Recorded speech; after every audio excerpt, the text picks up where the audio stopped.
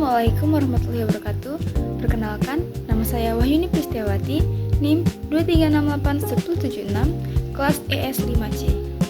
Pada video kali ini, saya akan membuat review artikel yang dibuat oleh kelompok 8 pada mata kuliah Manajemen Keuangan Syariah yang berjudul Analisis Manajemen Keuangan Dana BOS di SMK Negeri 7 Rejang Lebong. Pentingnya dana BOS bagi SMK Negeri 7 Rejang Lebong. SMK Negeri 7 Rejang Lebong sebagai sekolah kejuruan sangat bergantung pada dana bantuan operasional sekolah atau disingkat dengan dana BOS untuk mendukung pembelajaran berbasis praktik dan keterampilan. Sekolah ini berperan strategis dalam mencetak sumber daya manusia yang siap kerja sesuai kebutuhan industri. Kebutuhan pendanaan juga digunakan sebagai operasional yang memadai untuk pembelajaran praktik. Tantangan pengelolaan dana BOS.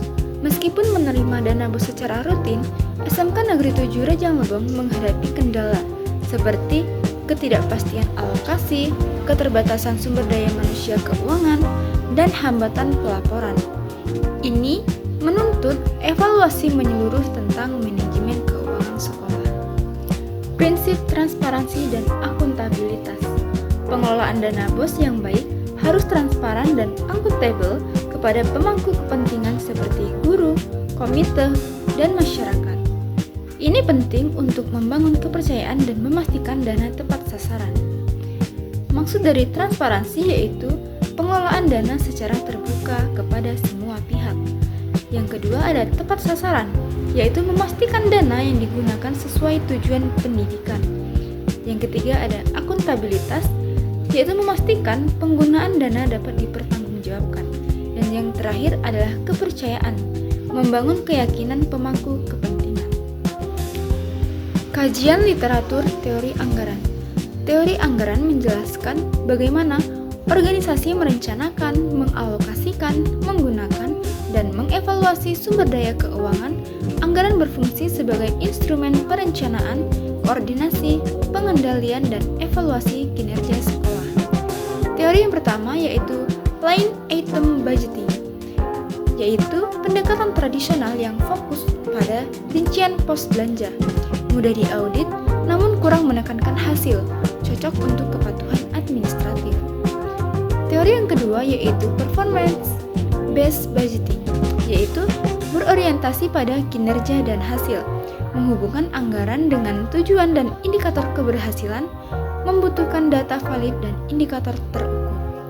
Keterkaitan kedua teori tadi dalam pengelolaan dana BOS yaitu kedua teori anggaran saling melengkapi dalam pengelolaan dana BOS. Line item budgeting digunakan untuk kepatuhan regulasi, sedangkan performance based budgeting untuk menilai efektivitas dampak dana terhadap kualitas pendidikan.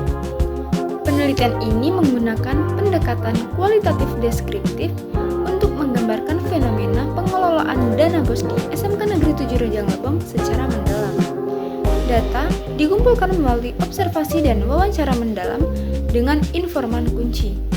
Analisis datanya menggunakan reduksi, penyajian, dan penarikan kesimpulan secara bertahap.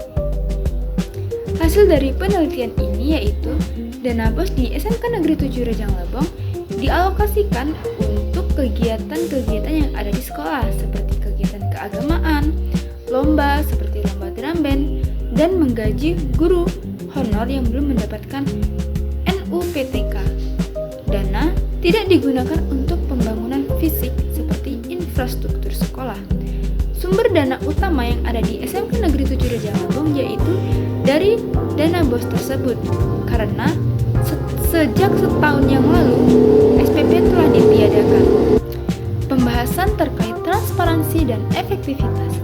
Laporan penggunaan dana BOS di SMK Negeri 7 Rejang Lebong disampaikan kepada guru dan staf di setiap semester. Ini menunjukkan adanya transparansi di internal. Pemanfaatan dana BOS juga dilakukan secara efektif untuk kegiatan pendidikan, termasuk penguatan karakter dan ekstrakurikuler.